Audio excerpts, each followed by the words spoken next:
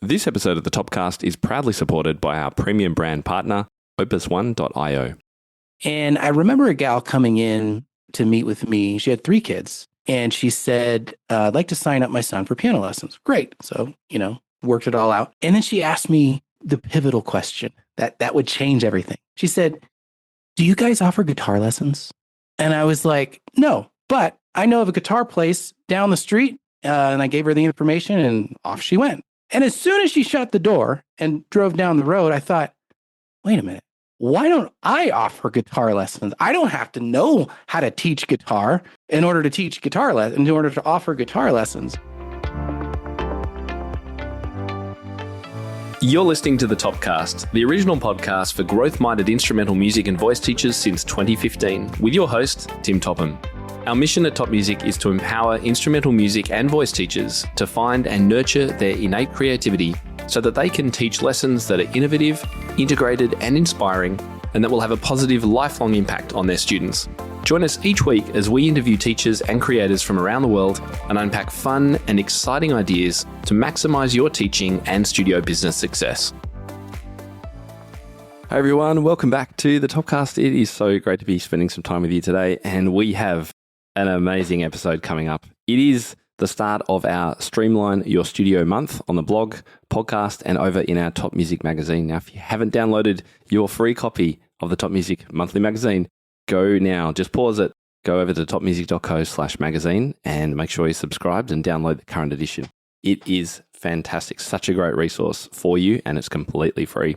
So this month is all about working on the business side of your studio and learning as much as we can about how to minimize the time and effort you're going to be spending in running your business. Because who wants to spend more time doing their business admin? No one, right? We all want to be spending that time on more productive things, whether that's teaching more students or having more lesson prep planning time, or whether it's just spending more time with our family and friends and being out of the studio. All of those great reasons why using software and having some tools in your toolkit to help you streamline your business can be so advantageous. Just think, if you could get back 1 to 2 hours a week that you're currently wasting on admin, what would you do with it? Would you have more dinners at home? Stop teaching a bit earlier?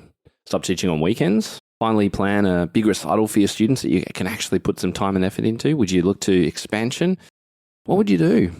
Today's guest has one of those stories that many music school owners dream about. He started from a humble setup in a backyard shed, literally, and grew to over 1,000 students and built a thriving school that wasn't just successful, but really sustainable. But it wasn't without some massive headaches. So we're going to be diving into what that journey looked like, the turning points along the way, and how tools like Opus One helped David transform his operations and growth. You're going to hear about his pivot from music to real estate, and then at the bottom of the story, his subsequent bankruptcy, and then how he managed to rebuild his life with a young family. You'll hear David's one main piece of advice to himself as a younger person just starting his studio, and how one simple and cheap marketing strategy kickstarted his whole studio business. Now, even if you're not looking to grow a big studio, I guarantee you'll get a lot from David, and you'll definitely enjoy his storytelling style. We even dedicate a little bit of our chat at the start to the question of rewards for your students and how both he and I were given money by our teachers. Is that a good idea? Bad idea? I know it's controversial, but that's why I love this discussion. You're going to find out both of our thoughts in today's show. Now, remember that Top Music Pro members can watch the extended videos of all of our Topcast interviews in our members library, so you can find out more about the benefits of Top Music membership over at topmusicpro.com. My guest today, David Martin, is an entrepreneur and business coach who built one of the largest privately owned music schools in the country. Starting in his parents' back shed with no business background, he scaled to 1,000 weekly students across multiple locations before successfully selling the company. Today, he helps music school owners accelerate growth, improve marketing performance, and prepare for profitable exits.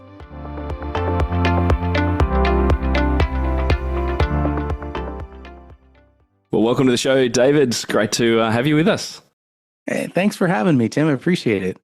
So I reckon we should start at the beginning. What were piano lessons like for you growing up as a student? Yeah, so it's a good question to go back to the very beginning. I mean, I grew up in a musical home. My dad was a music history professor, so I kind of was surrounded by music. But it's funny because I didn't actually start taking piano lessons until I was I think I was 9.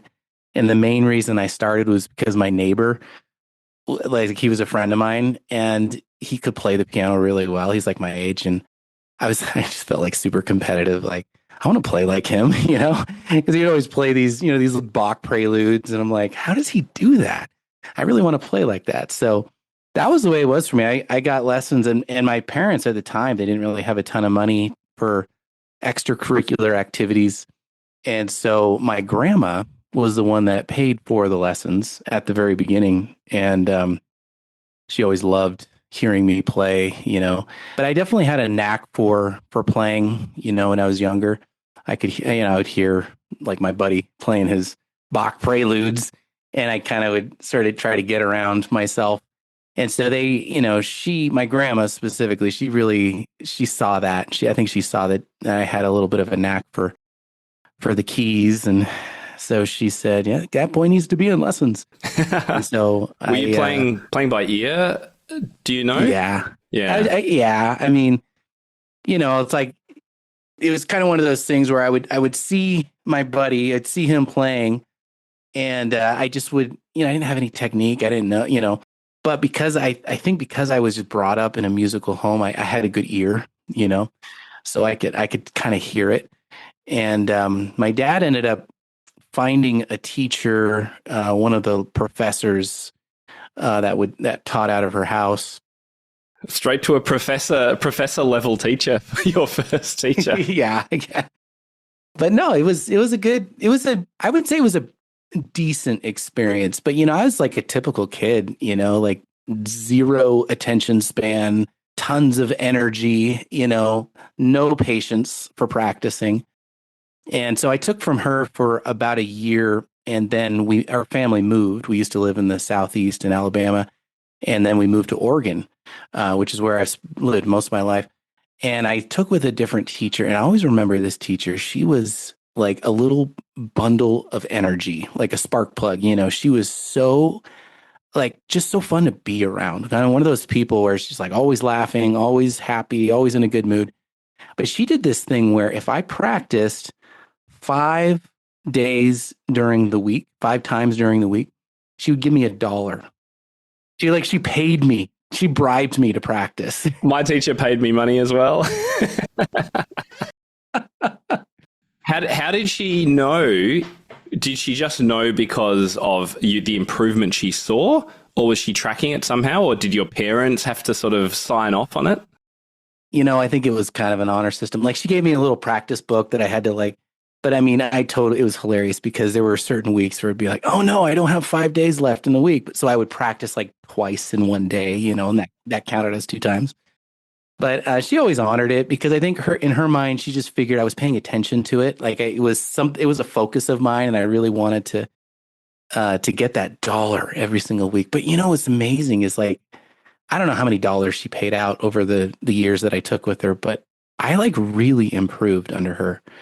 And I think she was a good teacher, just technically. Like, I'm sure she had a lot of good knowledge, but honestly, it was those dollars, man. Like, that's what got me to really improve, is like, I was super focused on getting that $1. And that's one of the things that I learned, looking back when I was starting out the music school when we were really small. It was always important to me that we have some type of reward that had nothing to do with lessons.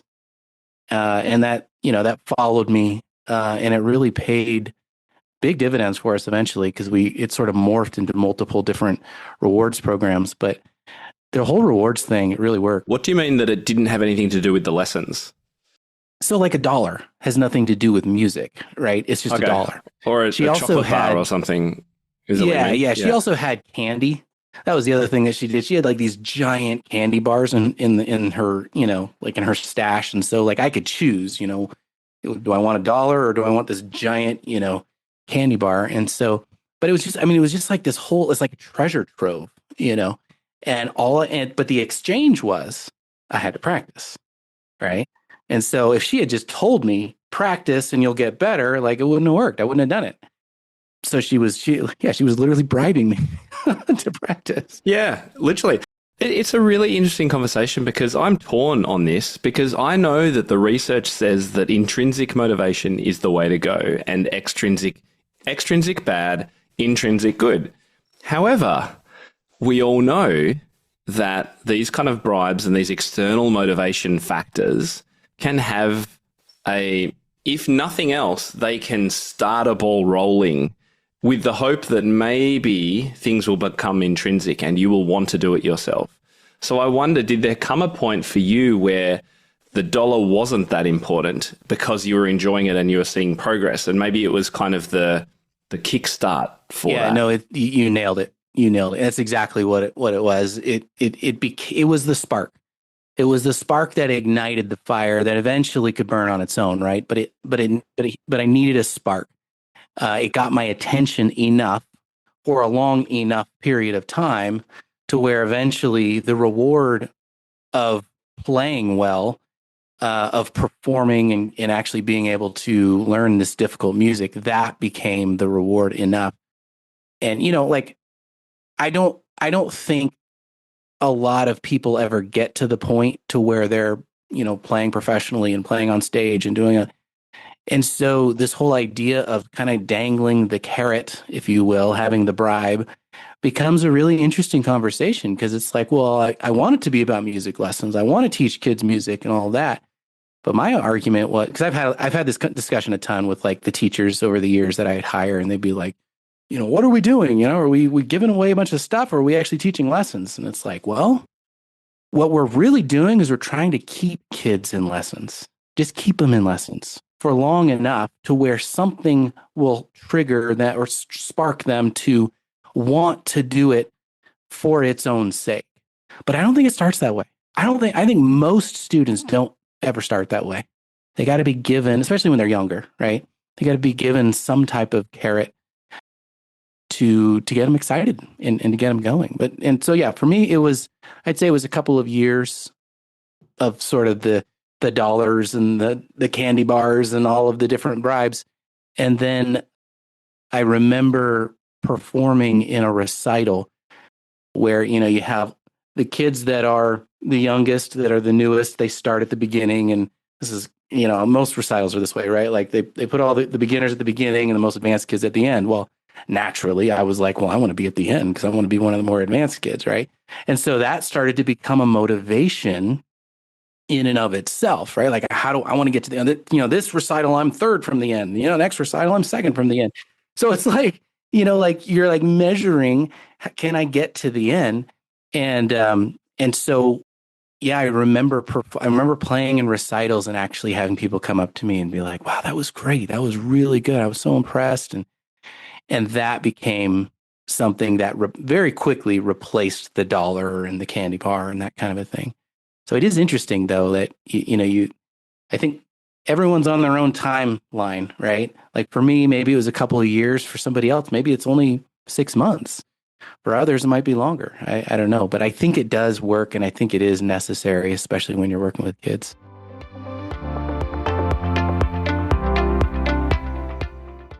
And now a quick word from our premium brand partner, opus1.io.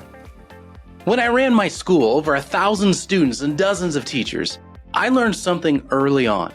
When your systems work, everything else works better. That's what I love about Opus One. It gives you back the one thing none of us ever have enough of: time. When scheduling runs smoothly, parents are happier, teachers stay organized, and you finally get the headspace to focus on teaching and growing your programs. I've seen it firsthand. Smoother communication, fewer mix-ups, and a noticeable boost in enrollment simply because families can find and book lessons faster. Opus One is built for music schools like ours. So every part of scheduling, from trial lessons to makeups, connects seamlessly. There's even a feature for auto-enrollment from waitlists, so you never miss an opportunity when a new slot in your schedule opens up. It doesn't just save time, it helps your whole operation run in harmony. And how does it actually work? Well, I'll break that down in the next segment. And I think there's a sliding scale of the kids we teach. I think there's a very small percentage that are probably intrinsically motivated from the start, and that's fantastic, and they just do it, and it's great. I think there's probably a percentage, 10, 20%, maybe 15 that have parental, they're doing it because their parents are forcing them to or telling them to or whatever, good or bad that may be. And then I think there is the large majority of Davids in our studio, you, in other words, who perhaps could benefit from that approach of what are the award systems out there. Maybe it is not just a monetary bribe. I don't think many people are doing money these days, but what else could we do? What are the opportunities we've got to keep these guys coming back to lessons? That's the critical factor. And look, I'd love to come back to, if we have time later, to find out what your reward programs at the school are. But I would like to move into when you started teaching. So what brought you to go, maybe I'll teach? How old were you? And what did that look like? Yeah. Well, so I got pretty competitive in high school, and I was in competitions and was performing and things like that. But I didn't really ever take teaching that seriously because I always thought, well, I don't want to teach, I want to play. And so it took a while to get to change that perspective. But I have kind of a weird path, if I'm being honest. My path was actually... I like weird paths. I think it's fun. So I was in college. I was performing all the time and really headed down that path. In fact, I wanted to be a piano professor at a university. And I was kind of going down... And you were classically trained, I should say, right? Classically trained, yep. Classically trained, yep. So, doing the concertos and being in the competitions and all of that stuff. I even traveled abroad for a bit and did that. And like all great stories, there was a girl. And that changed everything. There's a girl, and I really liked her. I thought, I think this is the one, and I was really pursuing her. And I was I 20, I think? Yeah. So I remember very distinctly, I remember having this, so I was, in a relationship with this girl. I was thinking, she's going to be the one I'm going to marry. And I remember having a conversation with her dad at one point. And he said, because he knew, obviously, I was in music and performing and all of that. He said, so what are you going to do to provide for my daughter? Wow, tough question for a 20-year-old. Jeez. In case it isn't obvious, like I'm a musician. This is what I do. This is, the path I'm going down. But it really kind of floored me. It's like he just assumed that I was just doing this thing for a while, and then eventually I was going to actually get serious and do something real with my life. Yeah, exactly.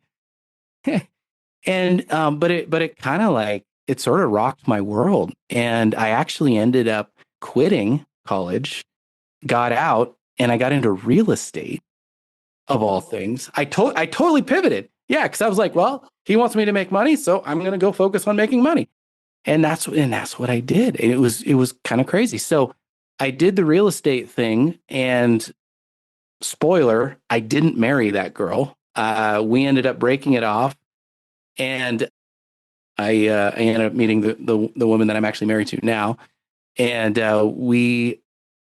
but I was in real estate. I was doing mortgages for people and investing and all that kind of stuff.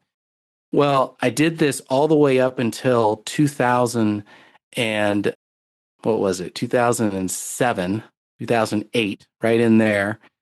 And then we had the real estate crash, where everything and it was crazy. Like, it was like everything just shut down. It was like somebody switched the light off.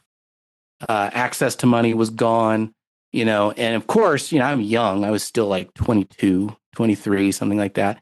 And I had over leveraged. I bought all these investment properties totally, on a hope and a prayer and totally over leveraged. And so, almost immediately I lost everything. Like I had my own office, I had employees, we had, properties. I was actually giving seminars around the region, teaching other people how to buy teaching other people how to get into debt like me. But yeah, literally almost overnight, the lights switched off. All the access to money was gone. The values of all of the real estate just crashed, and we lost everything. Like well over $1 million in real estate. my office, all my business, everything shut down. We had all kinds of stuff, and then we didn't. And so what ended up happening was I filed for bankruptcy. My wife and I filed for bankruptcy. And well, yeah, oh yeah, we lost our cars, we lost our house. I had, multiple houses. Moved back in with my parents. At the time, we had 2 kids in diapers, and she got pregnant shortly thereafter. And I like zero plan, zero money. Not only did I have zero money, I had zero access because I just filed bankruptcy. So my credit was shot. I had nothing. Yeah. And at the time, my parents were gracious enough to take us in. We were living in their basement. That was a very dark time because it wasn't just that I didn't have any, like that we had just lost all this stuff. It was the feeling of failure. Like I just felt like a loser. Like I just did all this stuff. I thought I was so all that, and then everything just came crashing down. My whole world came crashing down. Literally the rug pulled from under your feet. Yeah, and just can't. Yeah, and so just hit rock bottom. And there was a lot of lessons that I learned during that time. I learned the value of like what's important in your life. I learned that the people that stick with you during those times are the ones that you want to stick with, right? During the good times. And but it was during that time, shortly after that, my wife, she's an amazing woman, sticking with me during that. Is she a musician? She is, yeah. She plays the piano and she sings. And so she's taking care of kids.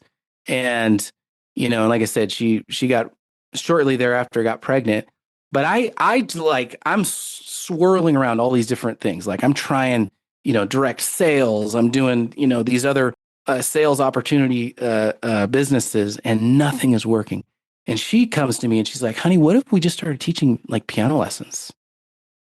And I was like, oh, no, we don't, no, I don't want to do that, And so she starts taking on some students, and like, one by one, she starts accumulating students, and she gets to like 10, 12 students, and she's like doing this thing, and I'm trying all these other things. Nothing's working. Like everything I'm trying is failing. Right.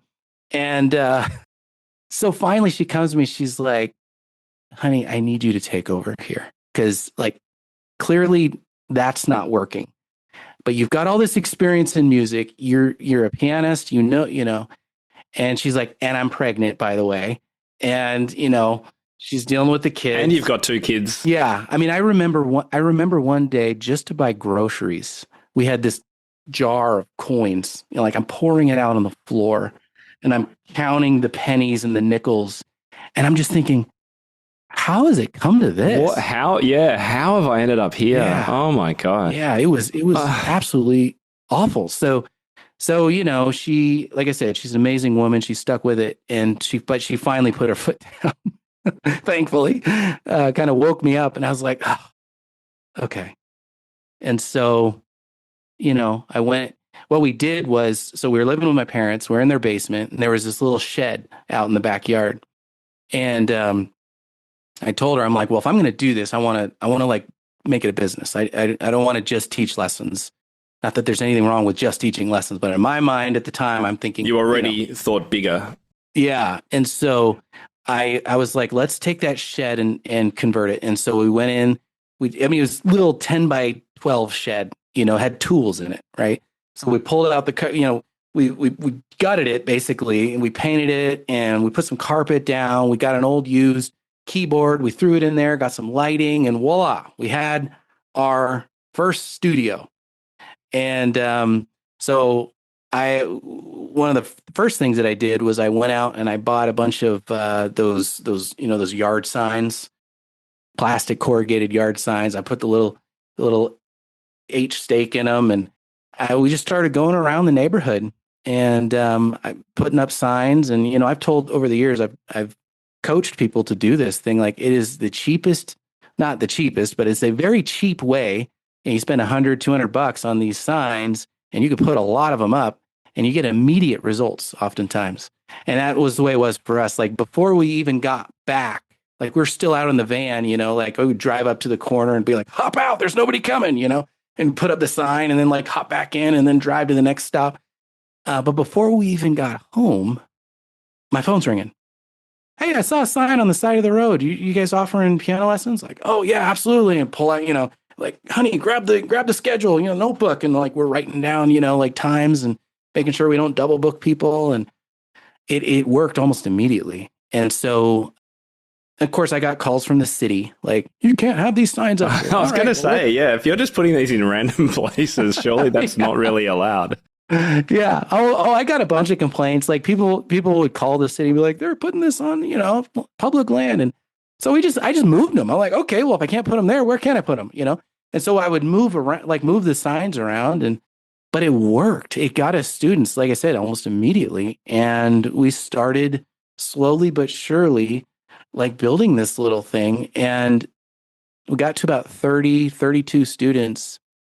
And I remember like thinking, I'm tapped out. I can't teach all these students and still have like my brain screwed on straight and be able to run this thing and whatever. So there was a gal that we knew through a church that we were a part of. And she was kind of one of those gals that was like, she was like the neighborhood grandma, like she just had the look, right? Like the perfect. When you said gal, I assumed, for me, that's a young woman. A younger? Okay. Yeah. Is that not in America? Like, I could say an old gal. That would be an old woman. Old gal. Yeah. I don't know. I feel bad about it. Okay, so it was an older woman. Yeah. But she was so sweet. And, I had to convince her. And by the way, this actually happened a lot over the years. And I'd recruit teachers. They never thought they were good enough to be a teacher. And so I had to convince them to teach. And I did that a number of times. But she in particular, she was the very first teacher I ever hired. And she lasted all the way until I sold the business. She was the longest teacher. And was she already teaching in your town? So she was not teaching. How did you know she was a teacher? Well, it was just I just knew. I just like, she had the look, she had the demeanor. She just was like, and this is kind of, I have kind of a controversial opinion about this. I've had a lot of conversations about this, but like some teachers, to me, it's like, you just see them and they're just like the way they interact with kids and the way they interact with people. They're very nurturing and caring and all of that. And she had a musical, like she was musical, so she could, so I knew that. So then it was just simply a matter of teaching her how to actually have a structured lesson. And that was easy, right? Especially for young beginners. All right, I want to pause because I wanted to ask you a question. I wanted to go back for a second before we talk about the expansion. Did you regret the whole real estate thing that you did, looking back? No. And the reason why is because during that season of my life, I learned a lot about business. Before real estate, I was terrified. When I was in college, I would get up on stage and I perform on the piano, but I wouldn't say anything during my concerts. I would just get up and I would sit down at the piano, I'd play, and then I'd bow, and then I'd get off, and I'd be like, I don't want to say anything. And I was terrified to talk in public, public speaking. But in real estate, I couldn't do that because I gave seminars. I taught workshops and classes. And I still remember the first one that I did. I called an investment group, which was in a neighboring state. And because I thought, well, if I can get networked with the president of this real estate investor group, then I could, get some clients from that partnership. And so I called him and he's like, yeah, you want to come teach a class? We every Monday night we have this class. And so I was like, yeah, let's do it. Like, I'd never done any public speaking before, and I was terrified. But I thought, well, here we go. So I'll never forget that, like sitting in the chair, and like I got to go up there and talk to these people, and like standing up and walking and just think. I mean, it literally felt like I was on a roller coaster. When you get to the very top and you look down, and you're like, oh yeah, okay, that's where I'm headed, yeah. And I'm sitting, like terrified. But I'll tell you, I learned so much about myself through that because number one, I did it. Like that was the first thing. Like I just did it. I wasn't any good. The first time you do anything, you're no good. like but you got to get your reps in, right? And so I did it. That was the first thing. But the second thing I realized is that it wasn't as scary once I actually got into it that I thought it would be. So learning how to be a leader and to do public speaking and to interact with people and to teach people and encourage people that were more my peers, I learned that lesson big time. Yep. And you wouldn't have done that had things gone differently. Probably. Well, I mean, maybe it would have looked a little bit different, who knows, but I definitely learned, I learned that I had to do the thing that scared me the most in order to make the most progress. Yeah, it's a good lesson. All right. So let's get back to the old gal. You've you've worked out that she's going to be good for your studio. She is a teacher. She's musical, and you're just coaching her on how you run things at your studio, how you've been teaching lessons. So she's your first hire. Does she work in the shed? Yeah. So I, had her over to the house. I painted the whole picture as like, hey, we're going to grow this together, and you're at the ground level, the whole thing. And that's the salesman part coming out in you. That was the sales. Yeah. So there you go. There's another thing I learned from the real estate world. But she was very hesitant, and she was, like I said, her main issue wasn't me. Her main issue was her own ability to do it. But I told her, and I even pulled out the piano book because she was a piano teacher, and at the time we teach piano lessons. We're a piano studio, and so I told her, I was like, well, here's an Alfred book, like beginner level A, young beginner. Can you teach this? And so she opens it up. She's like, oh, well, yeah, like finger numbers. Yeah, I can teach that. Can you teach the black keys and the white, she's like, well, yeah, I mean, I know that. I was like, well, there you go. Take the book, study it.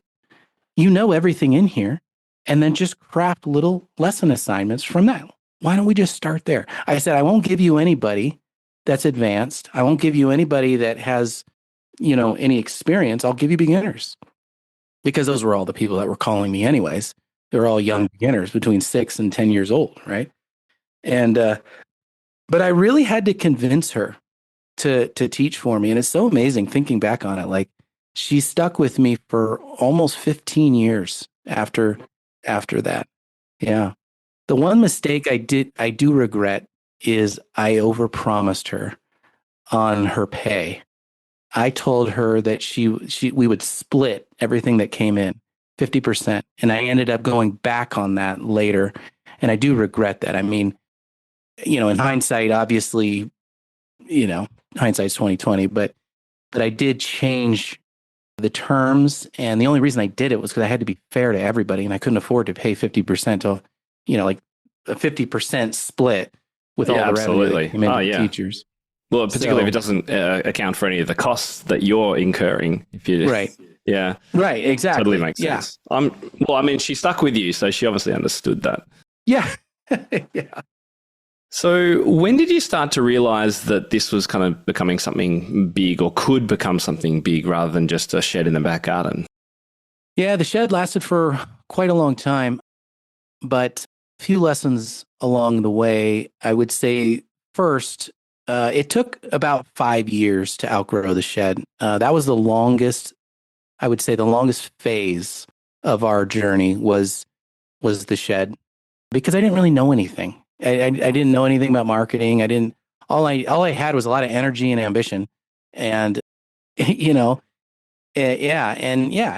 And I knew I didn't want to teach everyone. I knew that but one of the lessons, the first lesson that I learned was, we had a couple piano teachers, actually. It was me and 2 other piano teachers. And I remember a gal coming in to meet with me. She had 3 kids. And she said, I'd like to sign up my son for piano lessons. Great. So, worked it all out. And then she asked me the pivotal question that would change everything. She said, do you guys offer guitar lessons? And I was like, no, but I know of a guitar place down the street. And I gave her the information, and off she went. And as soon as she shut the door and drove down the road, I thought, wait a minute. Why don't I offer guitar lessons? I don't have to know how to teach guitar. in order to teach in order to offer guitar lessons. And that, like I said, that changed everything, because as soon as I made sort of that paradigm shift, that it was like, wait a minute, let's expand the product menu to, instead of just one offering, have multiple offerings. Like, I mean, she had 2 other kids right there. Like, I could have signed all 3 of her kids up. Instead, I just signed up 1. So that's like, that's 1/3 of the revenue that I could have gotten. So right away, I started looking for other teachers, and we started with guitar, and then we went to violin and voice and drums, and we just kept expanding out to all those different instruments. And that's when we started to see much faster growth and getting it to that point. And that got us to about 100 students pretty quickly. Sorry to interrupt. How many rooms were there in the shed to teach from? Well, it was just the one. It was just literally a shed. And like I said, once we got to that point, the 100 students, it was like, this is crazy. We can't keep. I'm amazed you could fit 100 lessons into the shed during 1 week. That sounds kind of crazy. Yeah, it was definitely crazy. And by the way, we were still at my parents' house. Of course, yeah. Which is great, though, because rent-free, so at least all the income was going back into the business. Yeah, I realized at that point that we needed to definitely expand it out. And so I had a friend that knew construction. And so I brought him in. I was like, hey, what would it take to make this shed bigger? Just like. And the parents were okay with that? Yeah. Well, and the other thing that happened during all this process is my dad was getting to a point where he's getting ready to retire. And so they talked to us about actually buying the house, and which is a whole nother wild story of how we financed it, which won't need to go into right in this moment. But we were able to finance the house, and eventually they moved off the property, and we kind of took over the whole property. It was like an acre. So, and it was also in kind of a rural area, which is why we got away with what we got away with. But wait, which is what? What did you get away with? Well, I'll tell you. Okay. So we took the shed and we tore it down. And I told him too, by the way, I was like, well, you got to remember, this is like my income, my only income. So I need you to do this quickly. So expand it, but do it quickly. So we tore the shed down, and then we built it back up. I built a new shed. And at the time, I remember him saying, okay, so how do you want to design? Like, how do you want to do it? Do you want to have like 3 rooms? Like he said, we could do 3 rooms or even 4 rooms. I'm like, no, we don't need that many rooms. We just need one extra room. Else, like we can double, And I wish I had not thought that way, but that's what you went with in the end. So you effectively doubled your capacity. We doubled our capacity. Yeah. So we doubled our capacity. We finally got, we got it up. We got it done. 2 rooms. One was a pretty big room, the other one. And within like 10 months. Oh, no. I know what you're going to say. We were full. And so I went back to my buddy and I'm like, okay, so I know I told you that, so he ended up coming back. He put in a wall. We had to like do some stuff. Like I spent way more money on remodeling something that we could have just done to begin with. And so we put another room in, and within 6 months, we were full. And so we had this little we had a detached garage, which had a little kind of loft area up above the garage. And we thought, maybe we could take that and, add some more rooms. And so I walked him up there and I'm like, okay, so what if we, take this space and we just make like 2 more rooms, so double what we have. He's like, David, I could put like 3 or 4 rooms here. And I'm like, no, that's too much. We don't need that much. Oh, come on. Surely you'd learned your lesson by then. Yeah, you'd think. A little hard-headed here. But so we put in the 2 rooms, and tell you, it was about 6 to 8 months, we were full.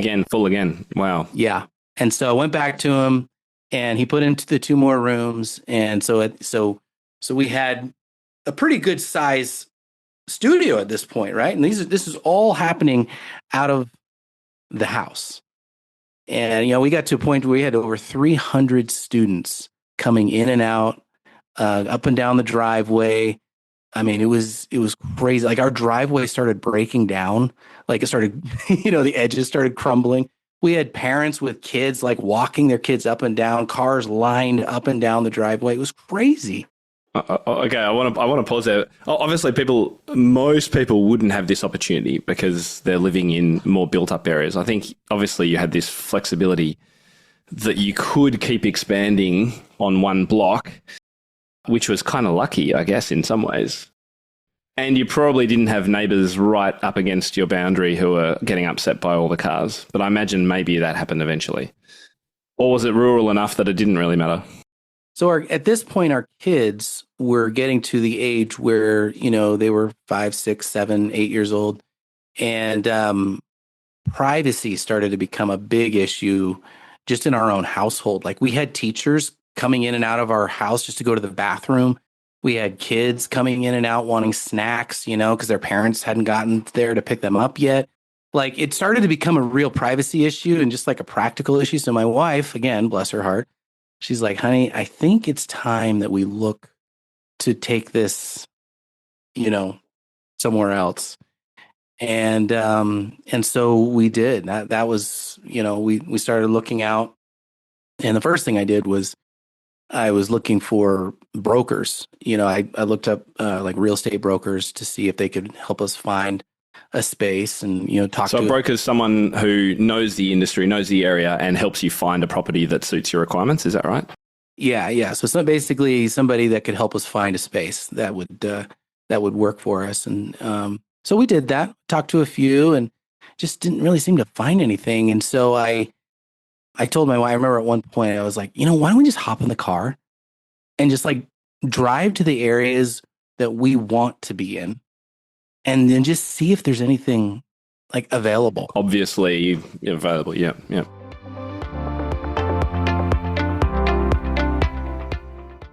And now a quick word from our premium brand partner, opus1.io. With Opus One, scheduling practically runs itself. Students and parents can self-book, reschedule, and even manage makeup lessons, all without needing you to step in. The system syncs everything automatically across teachers, rooms, and families and sends reminders so no one misses a beat. The waitlist enrollment feature means you don't have to worry about having wasted time on your schedule. For me, switching to Opus One saved hours of admin every week. But more importantly, it improved our response time to families, which meant fewer missed opportunities and more happy students walking through the door. And I'm not the only one. Adrian, another Opus One user, said, "It saves me hours on admin every week and it makes us look so much more professional." That's the power of having a system built by music school owners for music school owners. Everything, lessons, teachers, billing, communication, works together in one unified platform. And those benefits? Well, they go way beyond clearing your inbox. More on that after the next segment. Before you go down that story, David, I'm interested to know how you built these numbers. This didn't just happen magically. There's obviously some marketing work in here. But was it about marketing? Was it word of mouth? Was it referrals? What do you attribute to the growth? It sounds like it's pretty extreme growth. Yeah, I think it's all of it. First off, so, you mentioned referrals, you mentioned marketing, you mentioned all that. It's definitely all of it combined. And I also think that there came a point where I realized that in order for me to grow, I needed to become a student of marketing. Because I remember thinking like, I remember having a conversation with my dad at one point when we were at the 100 student mark. And I felt like we were kind of stuck. And I was thinking, maybe this is it, And I thought, well, maybe I should just go back to school, and just because I was kind of bored, It's like we're at 100, it's like I thought that was it. And I remember my dad just kind of like encouraging me, no, I think you should stick with it. I think you should keep trying to grow the thing. It seems like you've got a good thing going. And what I realized is that I had to become a student of marketing. I had to like get excited about the fact that there's a business here, not just like a music school. Like, because a lot of thoughts that I had was like, maybe I should develop the curriculum more. Maybe I should focus more on like the student experience. Maybe, I should try like the decor, maybe change whatever. But what I realized is none of that is what made us grow. None of it. Like it was nice to have like a good teaching experience and a good environment. Like it's all important. But when I started to see the numbers really grow was when I started very aggressively, intentionally focusing on just simply marketing, like getting our name out there through all the channels, not just like Google or Facebook, like social media or anything like that. It's like, no, it's all of them all together. I talk a lot about this idea of multi-channel marketing. Brian Kurtz talks about that in his book, Over Deliver. And it's a really powerful concept to think about because the way you grow is there is no such thing as a silver bullet or one thing. Dan Kennedy says the worst number in business is the number one. One of anything is usually bad, right? Like one employee, like because you're relying on that one thing. If that ever falls through, then what are you going to do?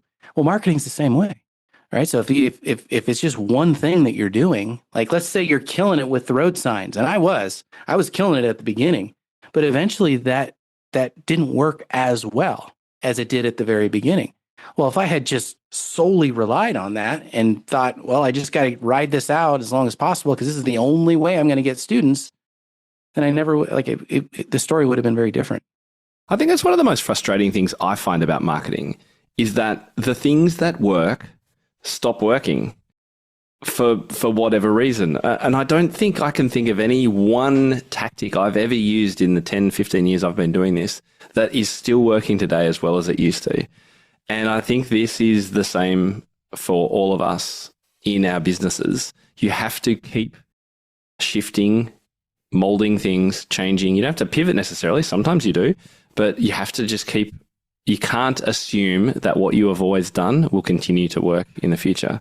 And I love that idea that the worst thing number is one. I think it's especially bad if your number one is owned by another company, a Meta or a Facebook, right?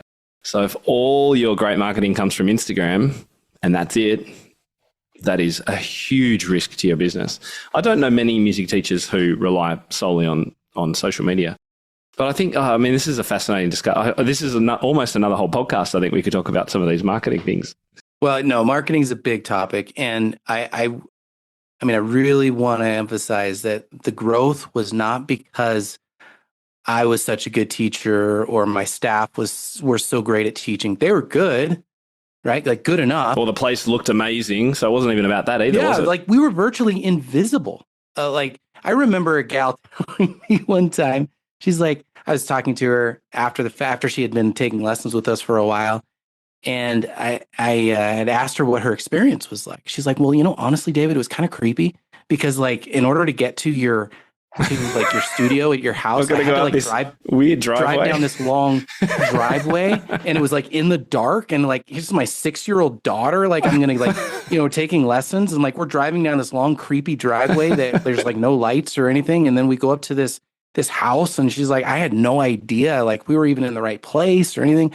She's like, this is where we started, like but it's just like we just made the best of it, and I feel like that's so important to remember. It's like it's not about it really can't be about the stuff that you have or the location that you have. I mean, obviously that helps, but what made us grow was our marketing.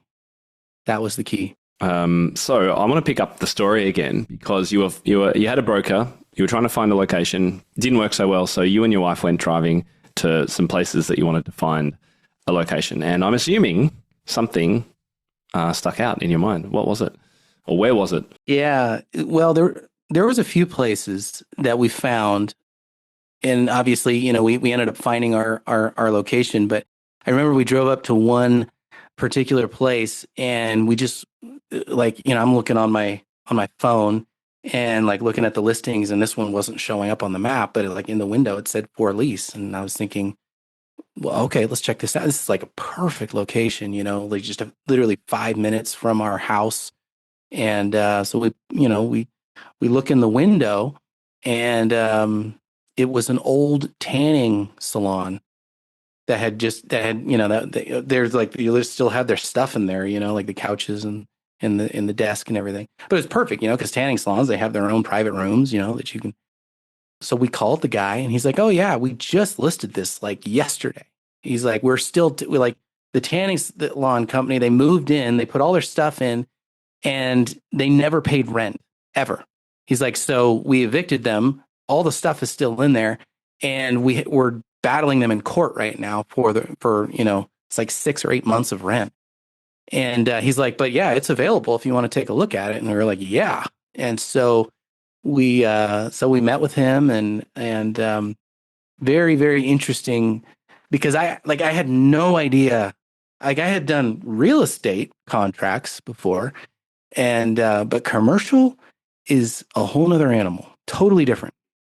And I don't know how different countries, I'm sure it's different with the way you negotiate, but I learned that like literally everything is negotiable on commercial leases. Like, you can negotiate obviously the price of the rent, but you can negotiate when you pay the rent. You can negotiate if they give you cash up front, or if they pay for build out for you, or any a rent-free period. That's pretty common. Exactly. Yeah. And we explored all of that, those options, and we were able to get an unbelievable deal for our first time, because it's like you're going from no rent, no lease, being at home, to like no increase in student. Like we're taking the student and revenue that we already have and moving to a place, and now we have a cost. And so like I had a massive fire lit in me, like all of a sudden I had this huge lease payment that I had to make. And I think they gave us like 6 months of rent abatement, so we didn't have to pay any rent. They built it out for us, and it was very minor build. Like, it was, paint, and I think they moved one wall. So it's pretty small. But the caveat was I had to pay his rent, like the cost of, like, I couldn't negotiate the rent, or at least he wasn't willing to negotiate on the rent. And so I agreed to that. And it was incredible. Like, we opened, and within 30 or 45 days, we got over 100 new students. Yeah, we didn't lose anybody because we made a really big deal with the grand opening. And we showed all the value, and it was a much nicer space than our house, and our no creepy driveways. Yeah, that's right. So why didn't your broker find this place? I don't know. Sounds kind of useless, because you said you found a few different, you found a few different spots. We talked to, I think, 2 different brokers. My experience with brokers is that they probably get a lot of tire kickers. They probably get a lot of people that just waste their time. And so, I wasn't looking to rent like a 30,000 square foot retail space. And so they're probably like, this is low money, not very interesting. Yeah. We were like 2,500 square feet, we were like a little music school, coming from our house. So I don't know. But it's a good point though. Like, for brokers, I have not, and I've talked to a lot of music school owners that very similar experiences. Just, they have a hard time getting a hold of the brokers. Brokers oftentimes won't really look for them or look very hard. And then it comes to negotiating. It's like, a lot of times they get paid on an agreed upon contract. So it's like, well, so is there an incentive for them to actually get me a good deal? I thought it was a commission of some sort.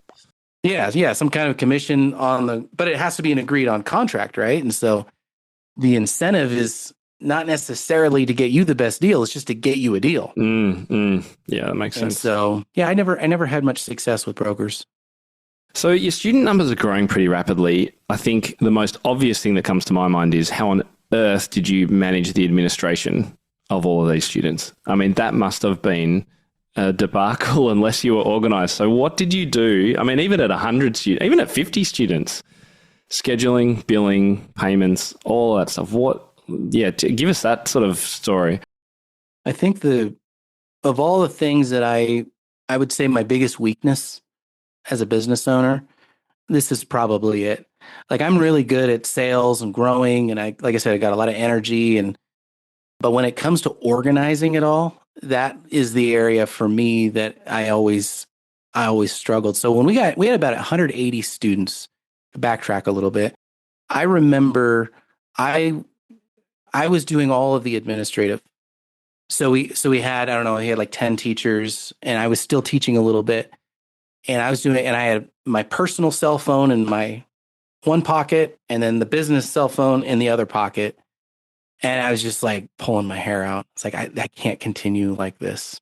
At 180 students, managing it all myself. And so I hired my first admin so you didn't person. even, I was going to say, you didn't even have an admin person at 100 students or 150 students. Oh my goodness. Yeah. Part of it was because we were growing so fast, I think, that it would just like, we got there so quickly that I don't know, but I didn't have anybody until 180. But when I hired her, I was desperate. Yeah. And I told her, I was like, tearing your hair out. yeah, and I didn't have any systems. And so I told her, I was like, I just need you. Please help. Please help. Yeah. But one of the first things that I did was I told her, I said, I need a gatekeeper because I'm getting too many calls from my teachers asking questions and this and that. And I'm like, I need somebody to protect me from my own staff. And so it took a few, in the nicest possible way. Yeah. Yeah. Well, it took a few weeks because the teachers at first, they have my phone number and whatever. So they're just texting me. But pretty quickly, I wouldn't respond. But I would tell her, this teacher reached out. This is what they said. Can you respond to them this way? And I did that because I needed to create margin between my teachers and myself. And there were some hurt feelings. I don't think there's any like easy straight path to do that without ruffling a few feathers, but it did work. And they did get, it pretty quickly, they got the message that I was not somebody that was going to be answering those kind of questions. So that was the first thing I would say was really, really helpful, was just setting that boundary and creating space between me and my teachers. And so so I went from working with 10 teachers, staff people, to working with one admin person who was dealing with all of those people. That was a very important thing. It freed up a lot more time. It allowed me to market, and we grew faster after that, actually. But we always did all of the admin with, first, I think the first one that I used was music teacher helper? Yep, music teacher's helper, yeah. Now called Duet Partner. Okay, yeah. Yeah, we used them first, and that worked for when we were quite a bit smaller. And then we stepped it up to a more robust program called Pike 13. Pike 13, I've never heard of that one. Okay, yeah, they're out of Seattle in the Northwest. And so Pike 13, it worked for the most part. I mean, it wasn't really designed for music schools. And that was, I think, fundamentally the problem. Was there was a lot of hacks that I had to kind of get around. But we used them for a while. We used them because it was a scheduling solution. They did automatic billing. And honestly, just those two things was huge. Like it was all fragmented before that. And so just switching over to that and getting a platform that would run all that stuff for me was very helpful. But pretty quickly, when we got up to like 300, 400, 500, 600 students, it was like, it became very difficult. Because it just wasn't built for music schools and for like family accounts with kids, and then all that, and the communication platform and all of it was just cumbersome to deal with. And then COVID hit and everything changed. The entire world changed, and we had to kind of pivot our focus. But I remember one of the big changes that we made was taking a look, like re-looking at our CRM, our software, because I realized, like, okay, our staffing by that point, I think when COVID hit, we had like 600 students or something like that. It was all just in that one location. We were pretty much at full capacity. We had 10 rooms, and we had full-time staff, admin staff. I think I had 3 full-time staffers, and like 40 teachers or something like that. Oh my goodness, it's enormous. Yeah. Yeah. And so the headache of just trying to manage all of that, I can't imagine. Oh, yeah, it was a lot. It's like a small school, like an actual school. Yeah. Yeah. It was. And so we but it became very frustrating because there were a lot of little things about Pike 13 that just, like I said, it was designed for like yoga studios or karate. It wasn't designed for music schools. And so at the time, I remember Sam Lelouch reaching out, and we had done some podcasting and stuff prior, and got a chance to, he told me about this, Opus software that he developed, and was telling me he's like, it's designed for music schools. It's going to solve a lot of those issues. And so the more I talked to him, the more I was like, I wonder if that would be a good fit. And so, and again, because of COVID, it's like a lot of things just kind of were up in the air. It's like we had to relearn how to do lessons online, makeup lessons, which the whole thing kind of became like this. Well, let's rethink about how we do music lessons. That's what. Let's take this opportunity to go question what we're doing. Yeah. It was in that sense. I think it was it really helped in a lot of ways. But one of the things was the CRM, and so. But I mean, as soon as I got a demo of Opus, I was like, "Oh, this is a game changer. This is so much." And now a quick word from our premium brand partner, opus1.io. When we switched to Opus One, I realized how much mental energy I had been losing to admin.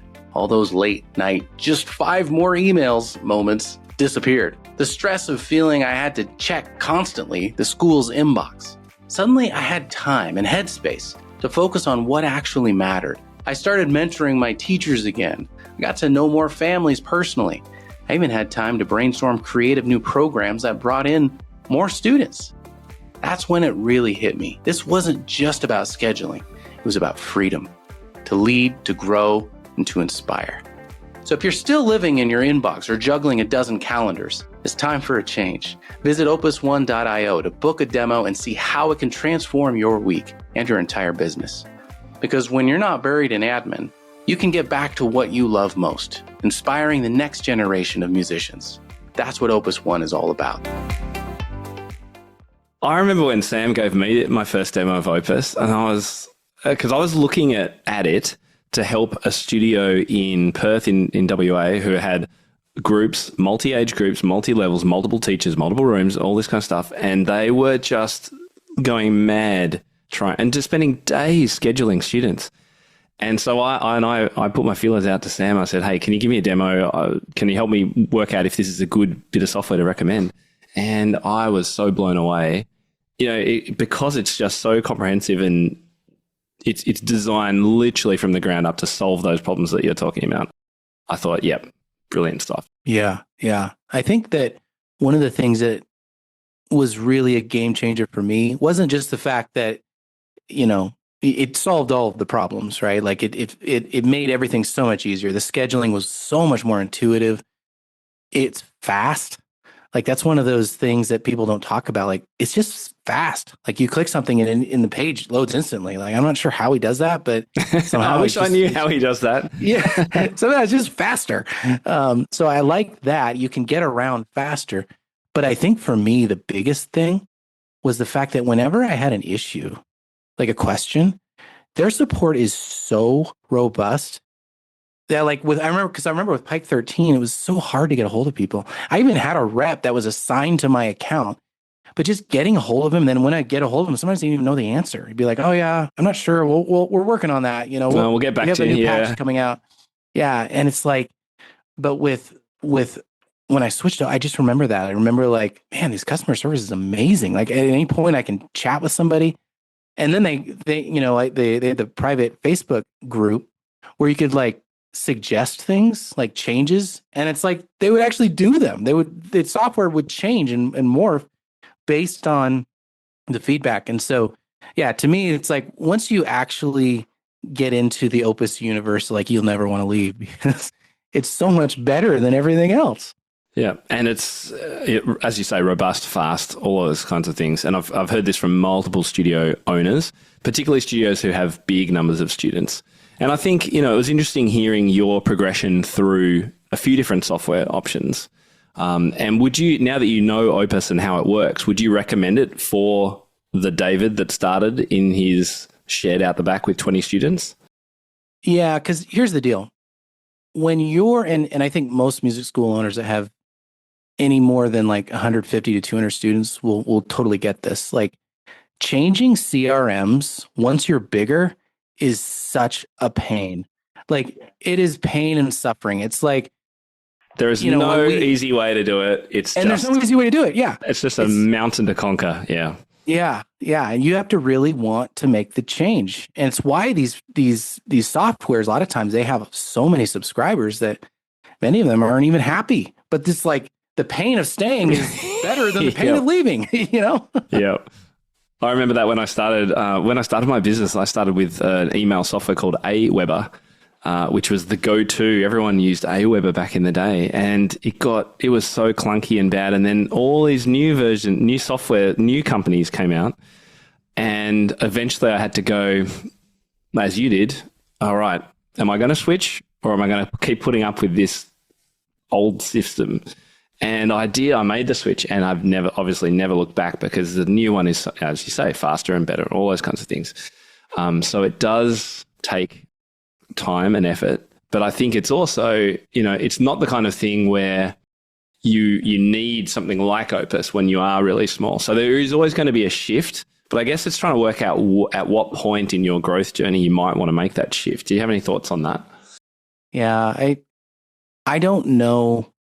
Again, it's like the longer you wait, the harder the transition is, right? And it's like you should have something in place. And if you're just going to go the Google route, great, more power to you. But it's pretty tough to scale if your only route is Google. And I've talked to school owners that, they waited till they had hundreds of students, but guess what? They made the switch eventually. So to me, I'd rather make the switch when it's less painful than when it's more painful, right? Like just figure it's going to be a cost of doing business, and it's going to help you grow faster. Because one of the ways I think that you grow beyond just having the marketing in place and all of that is being able to enroll people systematically instead of randomly and chaotically, which is basically the way I did it up until like, I don't know, 250, 300 students. What was the main difference between those two ways of operating? What did it look like before? Do you mean having a system for onboarding new people and bringing them into the studio? Yeah. Yeah. Well, because if you don't have a system, you can't hire anybody, right? Or if you hire somebody without a system, then it's basically up to them to create some type of system. And then you can't hire anybody else because they're the only ones that know how to, you know what I mean? So having a system is critical anytime you do something, like anytime you want to grow to any particular level. And for me, I waited way too long because again, of the different categories of the business. So I like to look at the categories kind of like a flywheel. So you've got like getting students, you've got getting staff to manage the business and the students and everything. And then you've got setting up your automations and your systems, right? So that's your flywheel. The more you do each of those better, the faster it goes, and the more you can grow and scale. And so for me, of those, the systems was the weakest. Like I felt like I was really good at getting students, and I was recruiting teachers, but it took me the longest to figure out how, putting together systems to scale. But I did it out of necessity because we couldn't grow until I actually paid attention to it, and then we were able to really, really, really grow. I think you've asked one of the questions I was going to ask was, what do you wish you had done differently in this early start of the growth phase? I have a feeling that might have been the answer. Yeah, for sure. Yeah, learning systems. Gosh, I don't know. There's so many different things. Like, I think looking at the business not from the standpoint of a musician, but as a business owner, I think probably would have gotten me there faster, believe it or not. It wasn't until I really took a step back. It's like I said, that conversation I had with my dad, where it's like, well, should I go to music school and all those kind of things? But it's like that shift happened around that point. I hired coaching. I bought books. I literally shifted my focus. I spent about, I don't know, maybe 2 years, like very intense years studying business, marketing, all of that as it related to the music school. And that's when we just grew like crazy. So I'd love to kind of wrap up our story. You've gone through COVID, you've made the shift to Opus. Things are flowing better, more organized, obviously less time for your admin team, less stress for you, which is fantastic. You're at about 500 students, I think, at that stage. Does that sound about right? So when we went into COVID, yeah, we had about 600, and then we 2021 actually was a very good year for us. There was definitely a bounce, just because they like everyone was kind of scrambling and chaotic, but I felt like the people that stuck with it actually experienced a pretty good bounce. But then we opened up a second location, and then we opened up a third location, and so my focus really shifted to that, and we were really pouring into that. And then I got approached by an investor to buy us completely out. And so last year we ended up selling. So, but we got it to about 1,000 students before we sold. So it was about 1,000 over 3 locations, and there must have been 60, 70 teachers. How many teachers would you have had? We had about 60. Yeah. Wow. And Opus One was able to, you had the one software for all locations, was able to do multiple locations, all the teachers, all the students. There's no way we could have had the different locations, had all the staffing, had all the systems without Opus. Like they're just, I don't even know. Your business would not have worked. There's just too many people to manage and to keep track of, So look, huge congratulations. I mean, what an incredible journey. And I now know that you're now coaching other music school owners, which I think is fantastic. So you're kind of paying back all that you've learned, which is great. Last question, although I would love to keep talking, because it's been great fun and I know I could learn lots from you. If you could go back and tell that basement version of yourself one thing, what would it be? I'd say focus on marketing. Right. Learn marketing. Become a student of marketing, become obsessed with marketing, focus on that, because that is how you grow. The fancy studios, the amazing teachers, all the degrees, all the experience, it's all good. So I don't want to diminish it, but that's not what makes you grow. Focusing on word of mouth is good, but that is not how you grow, at least fast, right? It's very difficult to scale and to grow if your whole focus is on word of mouth. It should be one of the many channels that you use to market. I encourage school owners to have at least 10 different marketing channels at a minimum. During the peak, I had 40 different marketing channels that were all running simultaneously.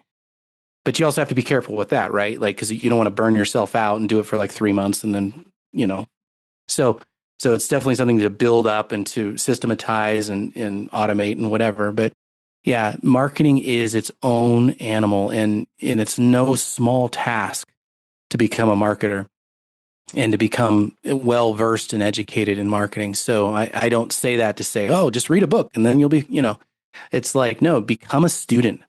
And it takes time. Think about college, getting a degree takes 4 years, right? So, how many, for me, it was about, I would say 2 to 3 years. Oh, I mean, I don't know. I still learn. I'm always learning more about marketing, but to really see a difference, you have to become a student, really, really educate yourself. I think I would say I'm a student of marketing. I've been doing it since just before I started my membership. So 10 years ago. And I am still learning, and we are still changing. We're still trying new things, and that's the nature of it. All right, final sort of thought. We've got lots of teachers listening. Some will be really happy with their studio size. Some will, like you, have dreams of growing big. Any kind of final thoughts for any or all of them? Yeah, I mean, look, I think the big thing is you only fail when you give up, right? This is definitely a marathon. It's not a sprint. I think that when you're in business, whether it's a music school or a coffee shop, it's important to know the actual business that you're in, right? And when you look at what actually gets people to pick up the phone and call you, pay attention to that, right? So in my case, when I first started, it was actually putting up yard signs. So you could say at the very beginning, I was in the yard sign business, right? Putting up yard signs. And eventually, of course, that morphed, and I did a bunch of different things. But I think the marketing business, that's really the business you're in. You're in the marketing business. And so to understand, like, don't be deceived. Know what business you're actually in as you're kind of running through it. And I think, like I said, if anything, like if I could tell my earlier self anything, I think that would have been it. That's great. Well, thank you so much for your time. Thank you for the stories. I've been so engaged, and I've really enjoyed finding out about your story. And I can picture that weird house, like the house at the end of the long, spooky driveway. I'm picturing like something from a haunted movie. I don't know if everyone else listening is like doing that too. It's kind of ramshackle and run down. I'm sure it wasn't like that, but it was just great to hear what a journey you've had. And thank you for sharing that. Where can people go to find out more about you or connect with you if they would like to? Well, these days I'm spending most of my time with working with Opus One. They're a great company, and like I said, Sam's a good friend. And so I've been spending a lot of time coaching in helping music school owners inside their program. So definitely that would probably be the easiest, fastest way to get connected with me. But I appreciate they've got a Facebook group on here as well. You said, is that right? But only for users of the software, is that right? Yeah, there's a private Facebook group that when you subscribe, like you become you get their CRM, their software, then you get access to that group, and it's a very active group. It's a wonderful place to not only get ideas, but to connect, with a lot of other music schools there. So definitely worth it. Fantastic. Thanks again, David. It's been magic to have you on here. I've really enjoyed it, and I'll speak to you soon. All right. Thanks, Tim. Cheers.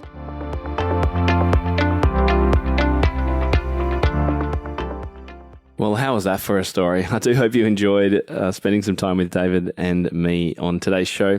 I want you to think, what's one mindset shift that you'll be making having listened to today's episode? What's one kind of takeaway? I'd love to hear what you got from today's episode, either by replying on anywhere we've posted this on our social media, or you can head to our show notes, topmusic.co/episode 439. Just type that into your browser and leave us a comment. It'll be fantastic to hear what you've picked up and how that might influence how you approach things in the coming months and years ahead. By the way, would anyone like to do a marketing chat with David? Maybe in a small group, or maybe I could do another podcast and just talk the marketing side of things. I mean, he has so much knowledge of this area. I'd really love to do it. Only if you're interested though. So let me know. Again, leave a comment, send us an email, support@topmusic.co. Leave us a comment on socials. Would you like to hear more from David Martin and his marketing ideas? If so, let me know. And of course, I do hope you go and check out the Opus One software suite. It's our brand sponsor for this month of the podcast, and it is an incredible software package for music studio owners. Definitely worth checking it out, opus1.io. Well, thank you so much for joining me in today's episode. I do hope you have got value from it. I always appreciate feedback and ratings and reviews and things like that. If you do get the time, then please do spend the couple of minutes it takes to leave a review or give us a rating over on iTunes. It always helps spread the word about the show to other teachers who might get value from it. Until next time, I'm Tim Topham, and you've been listening to the Topcast. Looking forward to speaking with you again this time next week. Bye-bye, everyone. How do you keep up to date with all the latest trends and research into music education? How do you connect with other teachers around the world and make sure your teaching stays fresh and relevant for students of all ages and stages, both now and into the future? I created our Top Music Pro membership to be the one-stop shop for music teaching resources, training, support and community, and I'd love for you to come and join us inside. With over 40 comprehensive training courses, hundreds of teaching demonstrations and lesson plans, free monthly sheet music, discounts, and all the business and pedagogy support you could ever need, Top Music Pro is the community you've been looking for. If you're ready to level up your learning from the podcast and join thousands of other teachers in our global network, head over to topmusicpro.com today. If you enjoy this show and want to hear more of our work, be sure to subscribe to this podcast wherever you're listening today. For links and resources mentioned in this episode, visit us at topmusic.co/podcast or check out the show notes. I'm Tim Topham. Thank you so much for listening. Enjoy your week ahead, and I'll catch you next time.